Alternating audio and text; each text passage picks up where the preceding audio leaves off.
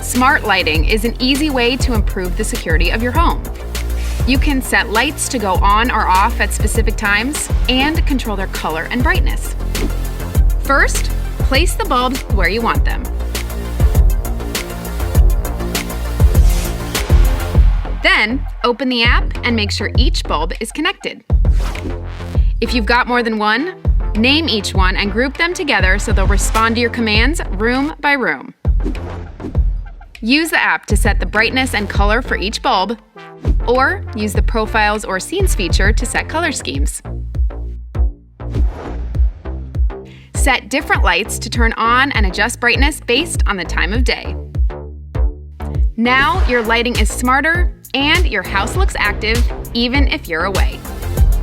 To learn more about smart home devices, visit travelers.com/homecentral.